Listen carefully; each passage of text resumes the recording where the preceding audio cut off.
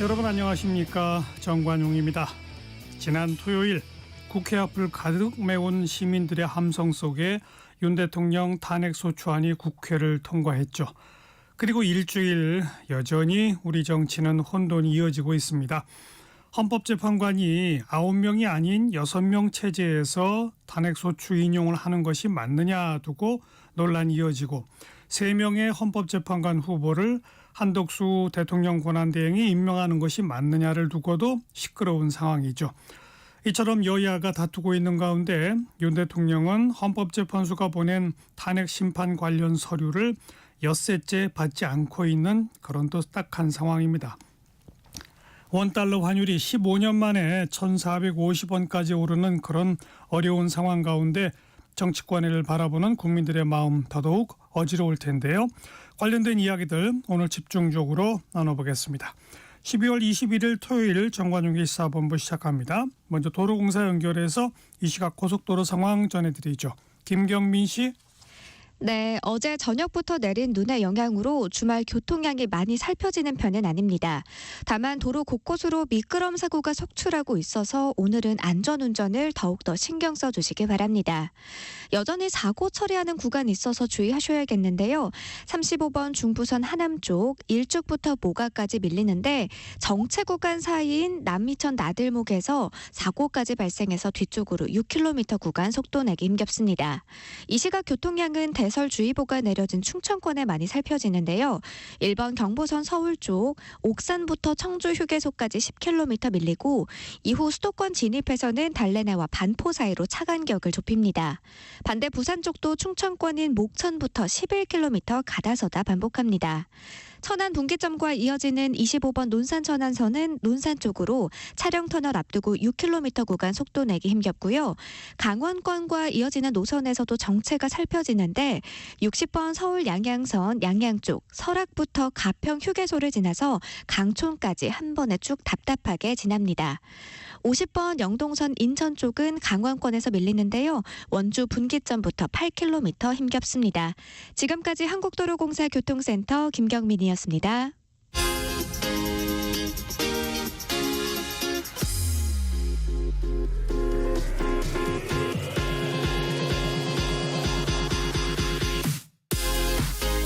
대한민국 시사의 중심, 토요일 일요일 낮 12시 10분 KBS 1라디오 정관용의 시사본부.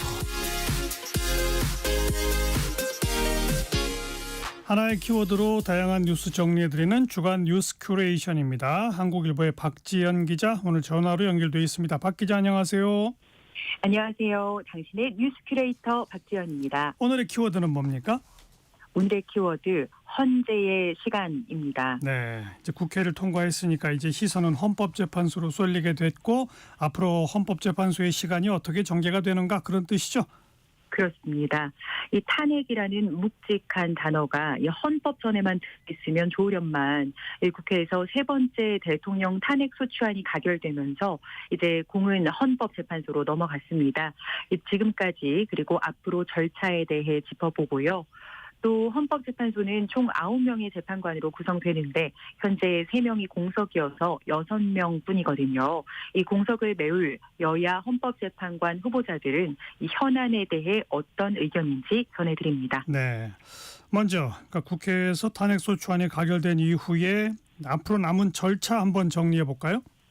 네, 지난주 토요일이죠. 이 탄핵소추안이 국회에서 의결된 뒤 이 우원식 국회의장은 탄핵소추 의결서가 헌법재판소와 대통령실에 전달된 것을 확인했다고 SNS를 통해 알렸습니다. 국회는 탄핵을 소추, 그러니까 일종의 공소 제기하는 거고, 그걸 처리하는 기관이 헌법재판소고, 탄핵 심판 말 그대로 일종의 재판을 하는 거죠?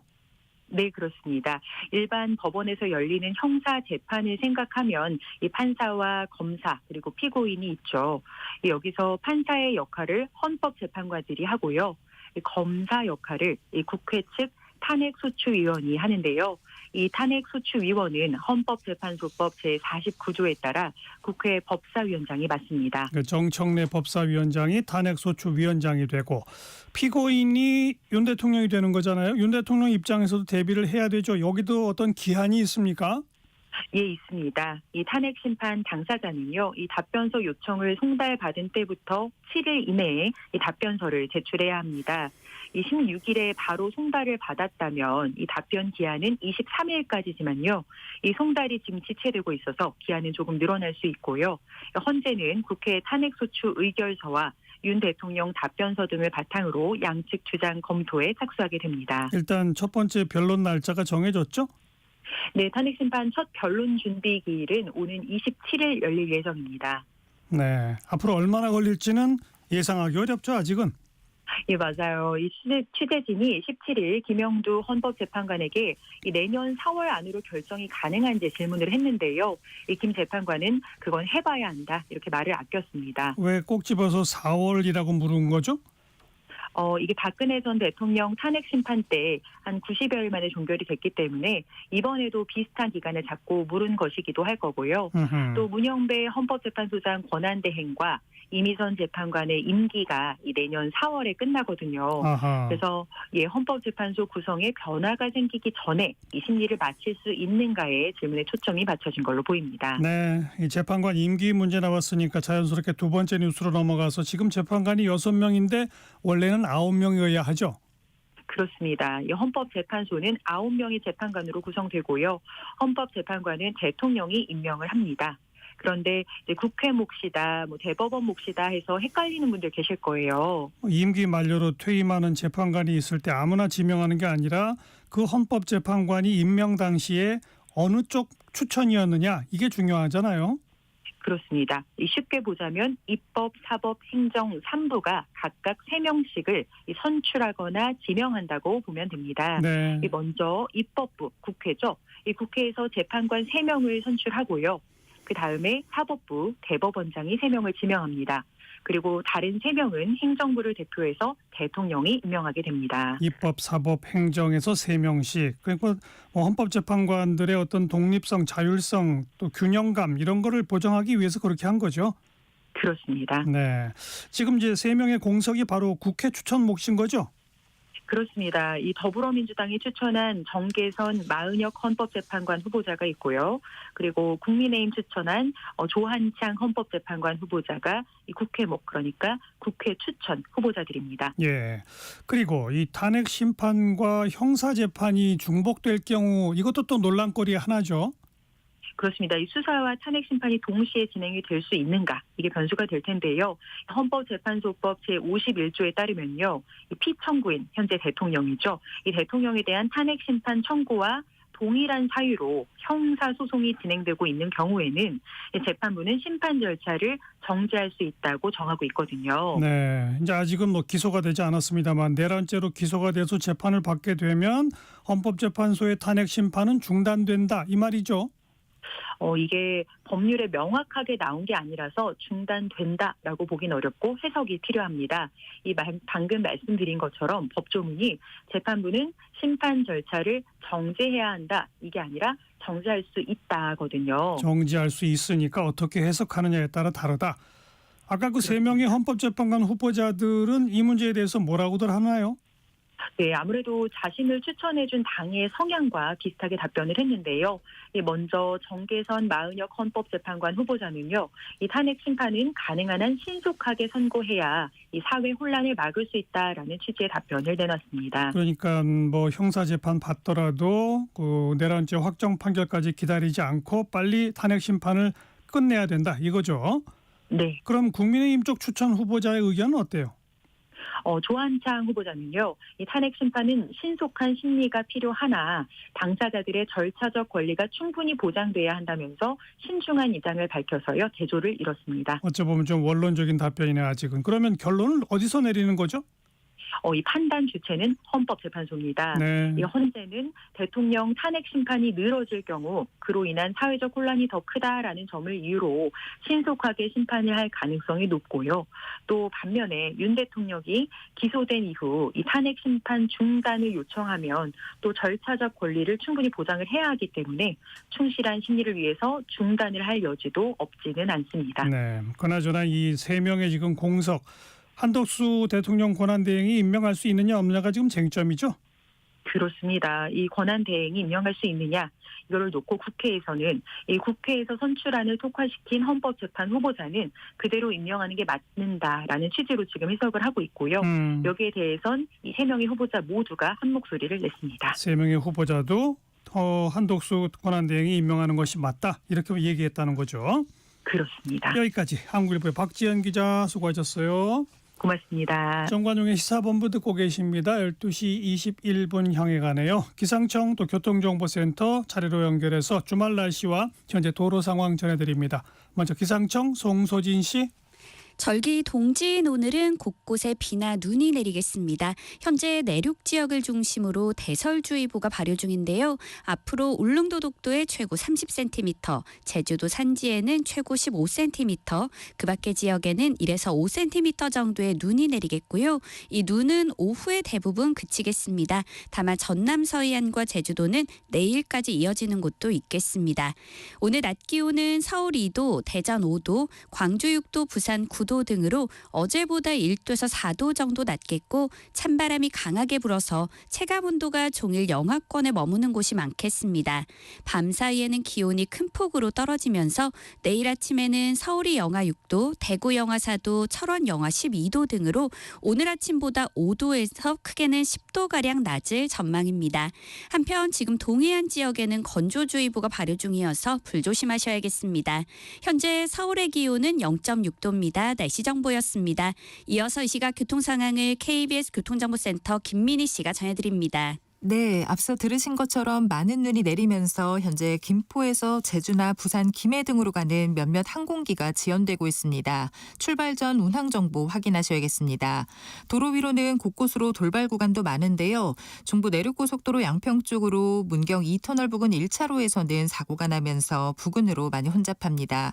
이후 충주분기점 부근 1차로에서도 사고를 처리하고 있어서 이 일대 4km 구간에서 정체입니다. 반대 창원 쪽으로는 여주분기점 점에서 감곡 사이로 10km 구간에서 정체입니다. 통영 대전고속도로 대전 쪽으로 오동터널 부근 사고는 처리가 마무리됐지만 이 일대 5km 구간에서 정체 남아있고요. 경부고속도로 서울 방면으로 신갈분기점에서 영동고속도로 강릉 방면 진출램프 1차로에서도 사고를 처리하고 있습니다. 반대 부산 쪽으로 남이분기점 부근 1차로에는 버스가 고장으로 서 있어서 청주분기점부터 정체입니다. 그 밖에 서울시내 올림픽대로 하남 쪽으로 천호대교 부근에서도 사고가 났습니다. KBS 교통정보센터였습니다.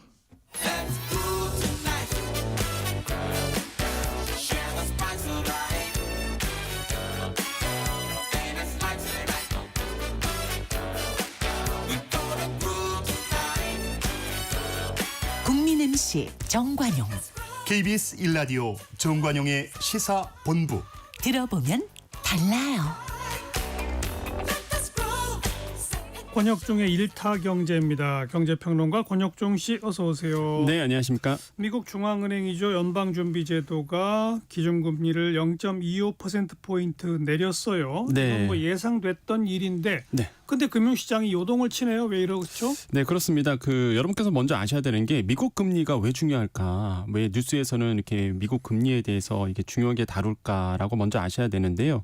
일단 환율에 영향을 주죠. 예, 환율에 영향을 준다는 얘기는 이제 물가에 또 영향을 주게 됩니다. 그래서 중요하고요. 두 번째, 외국인 투자에 영향을 주죠. 세 번째로 가계부채, 우리나라 가계부채 또 영향을 줍니다. 왜 그러냐면 미국 금리가 내리는 속도가 둔화된다. 그럼 이제는 사실 고금리 상태로 머무를 수 있다. 이런 얘기가 되고요. 그럼 우리나라 금리 인하 속도가 또 둔화될 수밖에 없습니다. 그럼 당연히 이제 우리나라의 이제 가계부채에 영향을 주게 되죠. 금리에 영향을 주니까요. 또 하나가 사실상 우리나라의 금리에 영향을 주다 보니까 만약에 고금리 상태로 계속 또 유지가 된다 그러면 우리나라 또 소비에 영향을 주게 되죠. 소비를 덜 하시게 되십니다. 아마 돈이 없다 보니까 이자 내느라고 내수가 또 안 좋아지죠. 이렇게 다양하게 금리가 이제는 미국 금리가 우리나라에 미치는 영향이 크다라는 거죠. 그런데 예상대로 미국이요 기준금리를 0.25%포인트 인하했습니다. 시장에서는 예상을 했어요. 그래서 상단이 4.5% 그래 예상을 했는데 근데 문제가 이제는 금리 결정한 다음에 우리나라의 이제 한국은행 총재라고 볼 수 있는 이 파월 의장이 이런 얘기를 합니다. 인플레이션 둔화 속도 또 기대보다 성과 크지 않다 이런 얘기를 했는데 그게 무슨 뜻이냐면 인플레이션을 다시 본다는 거예요. 그러니까 물가를 다시 보고 금리 결정을 하겠다는 건데 내년에 금리를 원래 계획대로라면 4번 내리도록 돼 있었거든요.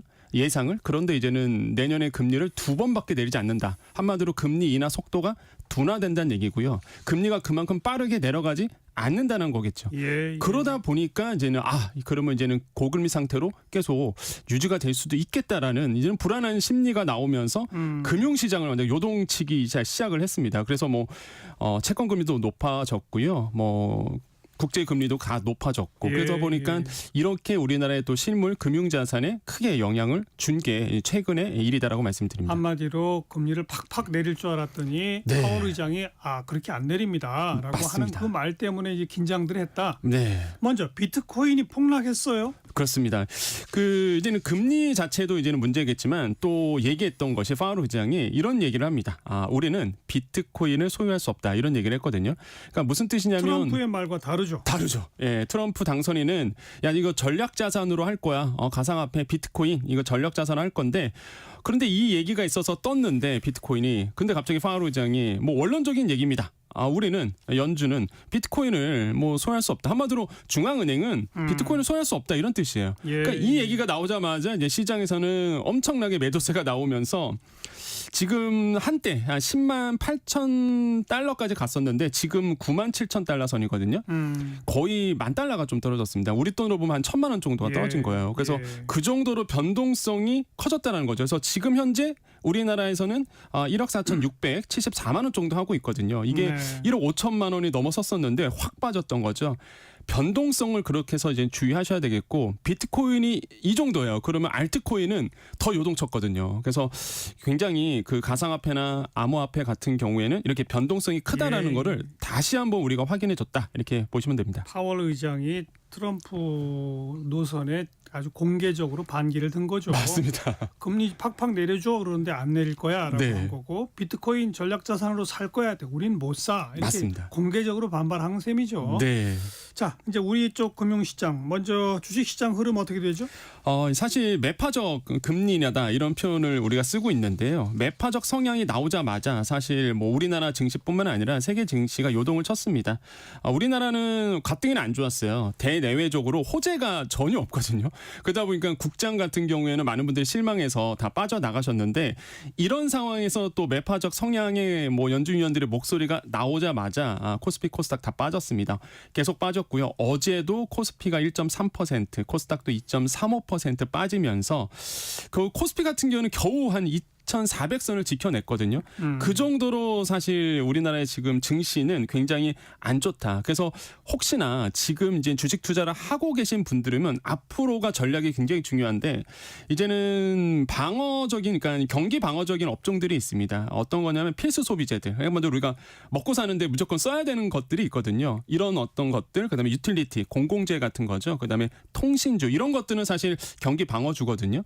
이런 것들에 대해서 앞으로 더 관심을 가질 수밖에 없는 장으로 갈 것 같고요. 환율이 계속 상승하잖아요. 그럼 수출 기업에 대한 또한 모멘텀도 생기다 보니까 이런 업종 중심으로 보시는 것도 나쁘지 않을 것 같습니다. 네. 환율이 더 문제인데 지금 그 계엄 선포할 때도 1,430원 정도까지 가더니 이번엔 1,450원을 넘어섰어요. 네, 제가 제일 걱정하는 게 사실 환율인데, 그러니까 우리 실물 경제로 본다 그러면 생각해 보시죠. 이게 환율이 높아진다는 얘기는 생산자 물가를 자극하거든요. 지금 결국에는 지금 생산자 물가를 자극했어요. 그래서 이 생산자 물가가 높아진다 그러면 소비자 물가에도 시차를 두고 반영이 됩니다. 그래서 결국에는 물가가 높아지는 현상이 일어나고 있는데.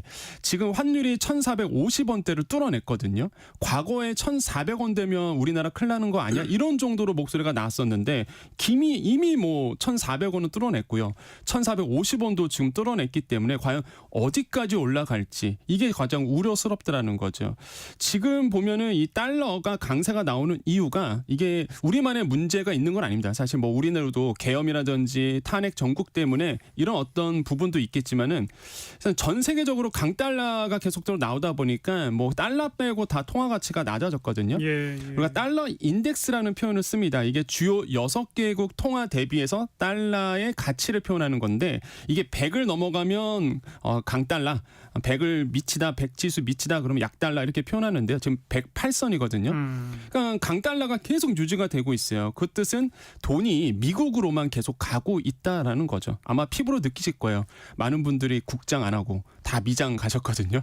그 정도로 사실 이제 달러의 이제 강세가 이제 나오고 있고 이런 상황이 계속 유지가 되면은 아까 말씀드린 것처럼 국제 유가는 떨어지고 있는데 우리는 국제 유가 떨어진 체감을 전혀 못 하게 되는 거죠. 그렇죠. 환율이 계속 높아지다 보니까 예. 시장에서 제일 두려워하는 게 야 이러다가 1,500원도 갈 수 있다 이런 얘기 나오거든요. 1,500원을 뚫어냈던 것이 IMF 때. 정말 생각하기도 끔찍하죠. IMF 때 그다음에 2008년 금융위기 때 이때 1,500선을 뚫어냈었어요 환율이. 예. 지금 일각에서는 야 내년대 가면 이거 1,500원도 가는 거 아니야? 이런 얘기가 나오거든요. 그 정도로 지금 긴급하게 환율 시장은 돌아가고 있고 만약에 이게 환율이 정말로 1,500원대로 간다 그러면 지금 상상하기도 싫은 일들이 이제 일어날 수 있다라는 게 예. 중론입니다. 그래서 환율도 굉장히 좀 우려스럽다 이렇게 말씀드립니다. 자, 주식시장 환율 짚어봤고 부동산 시장에는 어떤 영향을 미칠까요? 부동산 시장 같은 경우는 아시겠지만 이제 금리가 큰 영향을 미치거든요. 지금 금리 인하 속도가 좀 둔화되고 있습니다. 그러니까 사실상 내년도에 부동산 시장의 상방 요인이 첫 번째가 금리 인하 시그널이었단 말이에요. 그래서 이제 부동산 시장에 투자하신 분들도 내년에는 금리 인하가 오니까 지금 미리 사둬야지. 그 상방 뜰 거야, 오를 거야라고 판단했는데 미국에서 4번 내리는 걸 2번 내리겠대요. 그러면 금리 인하 속도가 둔화되잖아요. 그럼 우리나라도 마찬가지입니다. 우리나라만 내릴 수가 없거든요. 그렇죠. 왜냐하면 금리 격차가 더 벌어지면은 환율이 더 올라요. 네. 그러면 한국은행 입장에서도 더 내리고 싶어도 사실 우리나라는 지금 내려야 됩니다. 뭐 아시겠지만 경기가 너무 안 좋아서 계속적으로 내려야 되고 심지어 최근에 그 경기도지사죠. 김동연 도지사가 우리 비컷해야 된다. 0.5%포인트 정도 한 번에 내려야 된다. 이런 얘기까지 할 정도로 우리나라 지금 경기가 너무 안 좋거든요. 근데 사실 미국이 금리를 속도를 둔화시키면 우리나라만 금리를 내릴 수가 없는 상황이 돼요. 그러니까 이게 굉장히 딜레마에 빠진 거죠. 예. 그러니까 그러다 보니까 부동산 시장이 지금 이렇게 되면은 금리 인하 속도가 둔화되네? 그럼 생각보다 부동산이 안 좋을 수도 있겠다라는 생각이 드는 겁니다. 그래서 지금 거래가 안 되기 시작하고요.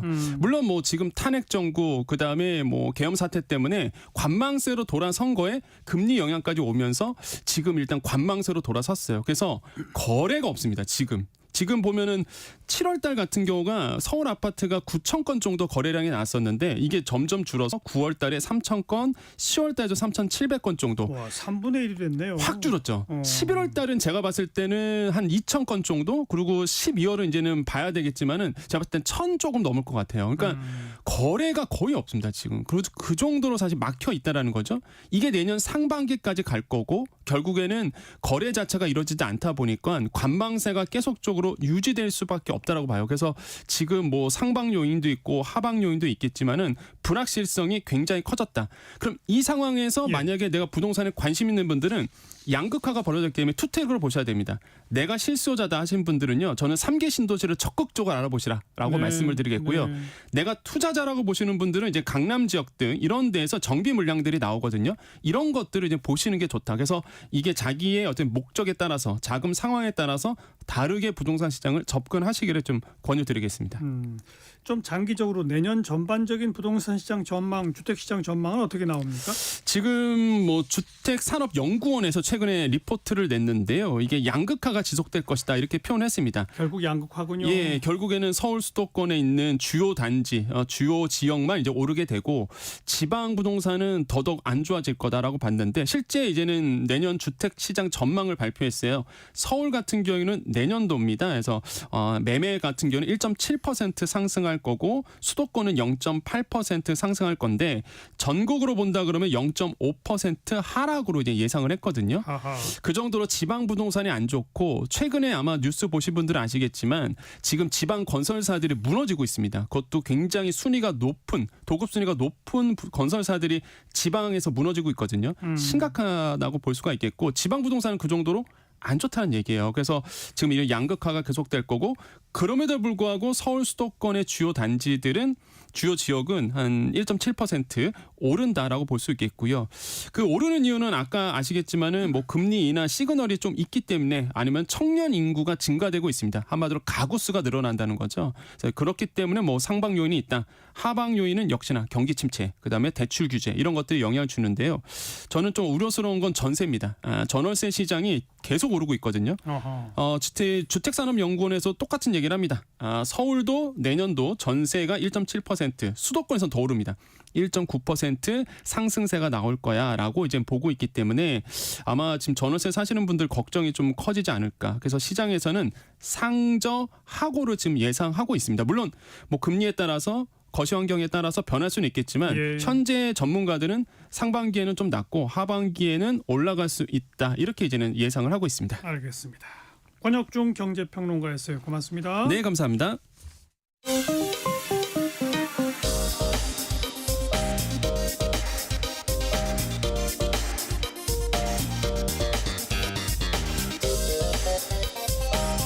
팩트체크 진짜 뉴스 정관용의 시사본부 KBS 1라디오. 들어보면 압니다. 남북의 창입니다. 통일연구원의 조한범 석좌연구위원 안녕하세요. 네, 안녕하세요. 어제 제이비어 브런슨 주한 미군 사령관 취임식이 열렸는데 먼저 제이비어 브런슨 사령관 어떤 사람이죠? 예, 지금 이제 인도 태평양에 있는 미국 육군을 지휘하는 미국 본토의 1군단이 있거든요. 예. 여기 군단장 출신이고 주한미군 사령관이 이제 별이 4개입니다. 대장. 그런데 이제 중장인데 대장으로 이제 진급을 시켜서 이제 임명을 한 거고요. 예. 주한미군 사령관이 이제 주한미군 사령관이기도 하지만 한미연합사 사령관도 겸직하고요. 그리고 이제 유엔군 사령관도 겸직을 합니다. 예. 그러니까 이제 3개의 역할을 동시에 하니까 사실은 이제 상당히 중요한 역할을 하고 흑인으로서는 이제 빈센트 브룩스 전 이제 사령관이 있었고 두 번째로 이제 대장으로 이제 한국 주한미군 사령관으로 오게 되는 거죠. 네. 근데 조 바이든 현 대통령이 지명했잖아요. 트럼프 당선자가 취임하면 또 바뀌는 거 아닐까요? 미국이 그렇게 그럴 가능성은 높지 않아 보이고요. 그런 이런 어떤 야전이라든지 이런 어떤 군 관련 쪽은 뭐 정치 정무직하고는 좀 다르기 때문에 큰 변동 가능성은 없어 보입니다. 네. 그나저나 계엄, 탄핵 뭐 이런 정치적 공백 때문에 북한의 도발 가능성도 우려되는 그런 상황인데 현재 한미 군 협조, 한미 동맹 뭐 별 문제 없죠 아직은? 네, 뭐 전혀 문제 없고요. 네. 오히려 북한이 지금 그 로우키로 가고 있어요. 조심하죠. 예, 아무런 이 대남 비난 뭐 그렇게 보내던 쓰레기 풍선도 안 보내고 있고요. 예. 전선에 이제 아무런 동향이 없습니다. 그리고 이제 북한이 막 이제 그 말풍선 이제 과장된 말도 하고 대남 비난도 하고 그러지만 사실 이 무력 충돌 이런 거는 북한이 신경을 많이 써요. 왜냐하면 연평도 포격전 때도 북한군이 먼저 도발을 했지만 괴멸적인 타격을 입었고요. 예. 과거에 뭐 팀스피릿 훈련이나 이런 한미연합훈련이 대규모로 이제 전개가 되면 오히려 북한군이 훨씬 조심합니다. 그러니까 전선에 있는 최전방에 있는 군단들의 예를 들면 이제 실탄을 모두 회수한다든지, 심지어는 뭐 총구나 방아쇠까지 봉인을 했다고 그러거든요. 왜냐하면 이제 이게 우발적인 충돌로 가게 되면, 그러니까 사실은 이 우리가 6.25 때 트라우마가 있어서 그렇지, 이 현대전, 전면전 이런 거는 뭐 몇 달 전부터 다 징후가 있거든요. 그렇죠. 그렇게 보면 북한이 지금 현재 상황에서 봤을 때 우발적인 뭐 충돌 가능성은 언제나 있지만, 그러나 여러 가지 내부적인 문제나 또 한미 군 당국이 어느 때보다 지금 긴장 상태거든요. 그러니까 뭐 북한이 도발을 했을 때 실익이 있다고 볼 수가 없죠. 네. 북한 얘기 나온 김에 그 비상계엄 사태 탄핵 소식 북한도 보도는 하긴 하는데 사실관계 위주로 담담하게 보도한다고요? 맞습니까? 그러니까 보도는 하는데 사실상 거의 안 한다고 보시면 됩니다. 왜냐하면 이 사단은 3일날 밤 4일 새벽에 벌어졌는데요. 그럼 이제 4일 날은 뭐 신문을 미리 만들어 놓으니까 보도할 리는 없는 거고 5일 날 보도 안 했고 6일 날, 7일, 8일, 9일, 10일까지 아무런 보도를 안 했어요. 예. 그때는 뭐 우리 언론은 뭐 난리가 났었죠. 근데 이제 처음 보도한 게 11일 날 노동신문이 보도를 했고 조선중앙텔레비전도 보도했거든요. 그때는 이제 뭐 노동신문에 사진을 21장이나 실었거든요. 네. 그러더니 12일 날에는 사진 없이 간략하게 보도를 했고요. 그다음부터 또 보도를 안 했습니다. 탄핵 13. 통과된 이후도 보도가 없어요? 예, 13, 14일 날 통과가 됐죠. 예. 근데 15일 날 보도를 해야 되는데 안 했고요. 16일 날 보도했습니다. 아하. 그리고 그 뒤로는 현재까지 어제까지 또 아무런 보도가 없어요. 예. 그러니까 거의 그 정도면 보도를 안 하고 있는 거고요. 예. 또 사진이나 이런 것도 보면은 뭐 계엄군과 대치한다든지 이 시민들의 어떤 그런 모습은 없어요. 그냥 피켓만 들고 있는 이 남쪽의 어떤 뭐 광화문이나 이런 사진도 아니고요. 그러니까 여러 가지 지금 북한 내부에 미칠 영향 이런 거에 대해서 우려를 하는 것 같다. 옛날에 그 박근혜 전 대통령 탄핵 당시에 북에 계셨던 분들이 여기 온 분들 얘기 들어보면요. 처음에는 탄핵이네 저기 시끄럽네 이러는데 나중엔 저기는 대통령을 시민들이 끌어내리네 임기가 있네 이런 생각을 하기 시작했다고 그러거든요. 그렇죠. 이게 이제 북한으로서는 사실 두려운 거죠. 네. 사실 북한이 윤석열 대통령에 대해서는 아주 강한 거부감을 가졌었잖아요. 그래서 탄핵된 걸 뭐 아주 기뻐할 수도 있을 텐데 기뻐서 보도하면 지도자 끌어내리는구나 이럴까봐 보도를 못한다. 예, 그리고 또 하나는 이제 노동신문 보면 정말 재미없거든요.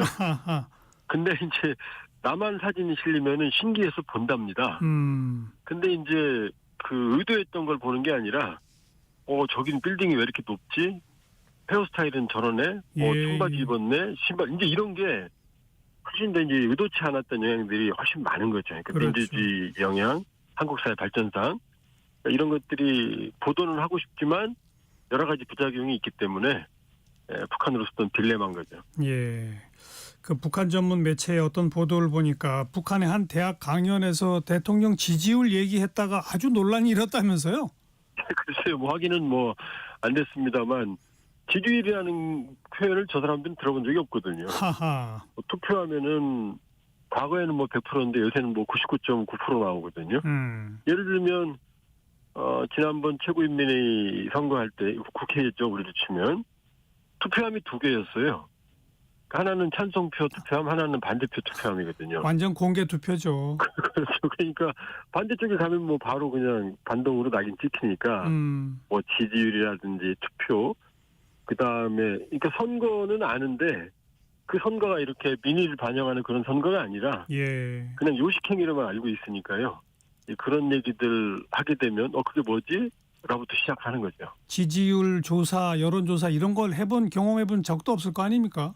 없죠. 여론조사가 아예 없죠. 왜냐하면 뭐 그 최고인민회 국회에서도 그냥 김정은 말 한마디면 100% 이 거수해서 100% 만장일치 가니까 그런 뭐 여론이라는 말 자체가 없다고 봐야죠. 그러니까 북한의 한 대학 강연에서 남쪽의 윤석열 그 지지율이 뚝뚝 떨어진다 이런 막 강연을 누가 하니까 이제 학생들이 듣다가 지지율이 뭐예요? 이렇게 된 거죠. 그렇죠. 그러면 이제 거기서 몇 마디 더 하면 이제 잡혀가는 거죠. 왜냐하면 다른 얘기들이 막 나오니까. 알겠어요. 예를 들면 다른 매체이긴 합니다만 통계소 동지 좀 이상하다 그랬다가 잡혀갔다고 그러거든요. 사실 거의 상상할 수 없는 통제 속에 살고 있다고 봐야죠. 네. 그래요. 이제 계엄이나 또 탄핵에 대한 북한의 보도 행태 그 배경을 좀 분석해봤고, 자, 군 정찰 위성 3호기가 오늘 밤 미국에서 발사된다고요. 이건 어떤 그 특징이 있는 건 그리고 어떤 역할을 하게 됩니까 앞으로? 이론은 이제 통신 위성을 하나 쐈고요. 네. 근데 정찰 위성은 사진이거든요. 이제 총 5기를 쏠 예정인데 이미 1기는 올렸고요. 이걸 이제 425 사업이라고 그러거든요. 이제 숫자로 425지만 사실은 그 내용이 아니고 쏴는 합성 개구 레이더라고 그래가지고 이제 전천후입니다. 이거 레이저 팔을 쏴가지고 지상을 사진으로 합성해낸 거거든요. 그러니까 밤이건 낮이건 비가 오건 다 찍을 수 있거든요.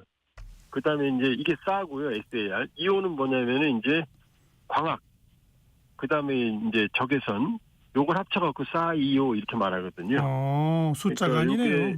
예. 그런데 이제 이 정지궤도는 뭐 이제 5, 6만 킬로에서 항상 한 번도 상공에 떠 있지만 경찰에서는 5, 6만 킬로에서 사진을 못 찍으니까 한 상공 500킬로 정도에 떠 있는데 문제는 이게 이제 이 위성이 돌거든요. 예. 그러니까 한반도 상공에 항상 떠 있는 게 아닙니다. 하루에 한 10번 지나가거든요. 그렇겠죠. 그러니까 하나 갖고는 안 되죠. 왜냐면은 여러 개 있어야 이 별로 이제 공백이 없이 찍을 수 있으니까. 그러니까 5개를 확보할 건데 그러면 한 2시간마다 한 번씩 지나가거든요. 예. 이번에 이제 두 번째니까 이제 전천후 감시 능력. 우리가 제일 이제 딸리는 게 미국에 비해서 이 정찰 능력이거든요. 예. 이 정찰 능력 자주화를 위한 두 번째 정찰 위성. 요게 그리고 이제 군 위성으로는 세 번째죠.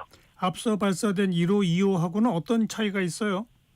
예, 거의 동일합니다. 왜냐면 말씀드린 대로 이제 뭐 부분적으로는 좀 성능 차이는 있지만 기본적으로는 425 합성 개구라이더와 적외선 그다음에 광학 이 장치가 있고 예. 또 공백을 메우기 위해서 이제 차례대로 발사를 하는 거고 총 5기를 확보를 하게 되는 거죠. 네. 마지막 5기까지는 언제까지 발사하게 됩니까? 계획상?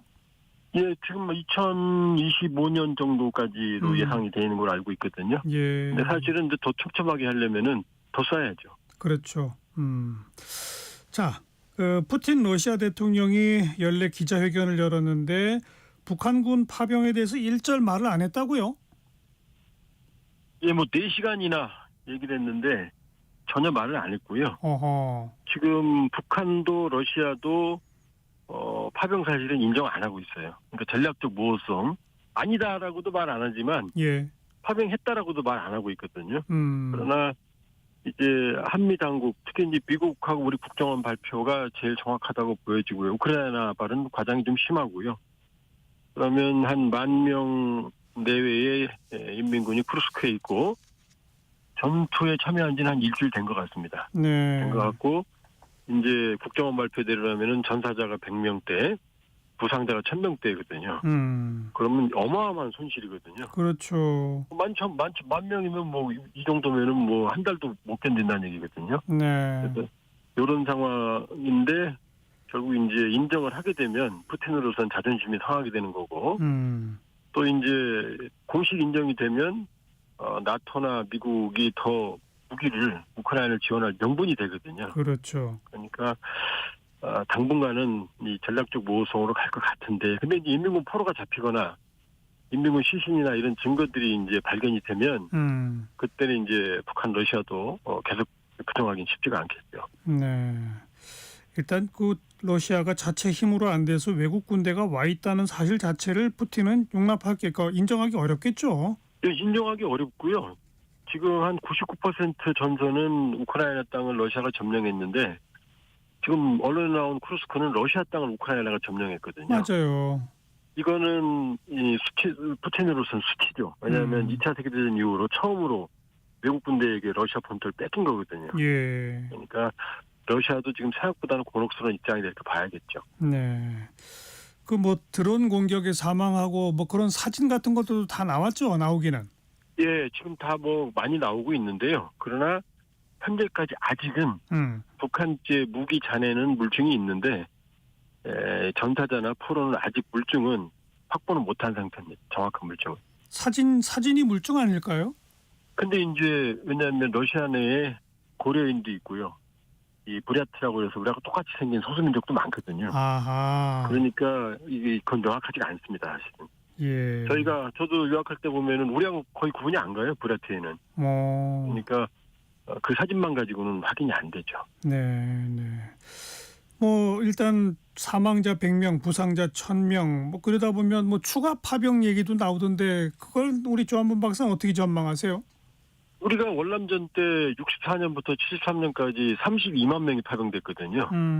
5,000명 전사했고 11,000명 부상했거든요. 근데 그때는 게릴라전이 주 전장이었는데 지금 전면전이거든요. 예. 그럼 11,000명 중에서 1,000명, 2,000명만 전사하거나 부상을 해도 사단 규모 작전을 못 하거든요. 네. 그럼 보충병은 100% 가야 됩니다. 그러니까 빨리 휴전이 된다면 모르겠지만 이렇게 지속적인 소모가 있다고 그러면은 추가 파병은 뭐 거의 100%라고 봐야죠. 네. 이처럼 북한이 러시아에 가서 피를 흘리면 그 피의 대가는 뭘 받아낼 수 있을까? 뭐 러시아가 ICBM 발사장을 북한에 대여한다 이런 보도도 최근에 있었죠. 근데 저는 그 가능성은 높지 않게 보는 게요. ICBM을 쏘게 되면 이건 미국용인데 미국을 공격하는 능력을 푸틴이 북한에게 도와준다? 그러면 미국이 가만히 있을 리가 없죠. 예. 우크라이나 지원을 한다든지. 그러니까 ICBM, 핵 정찰위성 이런 것보다는 오히려 북한 공군력 현대화라든지 아니면 재래식 전력. 우리도 베트남전 파병 대가로 M1 소총이 M16으로 바뀌었고 팬텀이 처음 들어온 것도 69년 파병 대가였거든요. 예. 그러니까 이런 핵 관련보다는 오히려 북한군 재래식 전력 현대화 쪽에 김정은이 더 관심이 있고 예. 실제로 미국 29 같은 경우는 저도 지금 표시가 안 나거든요. 북한이 있으니까. 네. 그런 쪽이 더 우려스러운 거죠. 그나저나 아까 그 푸틴 대통령 기자회견에서 우크라이나를 지원하고 있는 서방을 향해서 미사일 결투를 제안했다는데 이건 뭡니까? 그러니까 이제 뭐 사실 다급해서 하는 얘기죠. 이 에이테킴스와 이제 스톰 섀도우라고 미국과 영국이 지원한 미사일을 이제 러시아 본토까지 쓰게 해줬거든요. 네. 그때 이제 너무 다급하니까 신무기도 아닌 중거리 IRBM을 고각 발사해서 우크라이나에 떨어뜨린 적이 있거든요. 네. 그게 이제 오레시니크라는 건데, 그런데 사실은 이제 그건 자기들이 붙인 이름이고, 이제 RH-26이 루베즈라고 하는 이미 있는 IRBM으로 추정이 돼요. 이걸 고각 발사해서 떨어뜨리니까 종말 속도가 마하 10 정도 나오거든요. 어허. 그러니까 이제 이거 못 막는다 이런 얘기인데, 예. ICBM은 마하 25입니다. 종말 속도가. 그러니까 푸틴이 다급하니까 한 얘기지. 그러니까 과장이 좀 심한 거죠. 알겠습니다. 네, 조한범 통일연구원 석좌연구위원이었어요. 고맙습니다. 예, 고맙습니다. 트윈폴리오의 실버벨 함께 듣고요. 1시 2부에 다시 옵니다.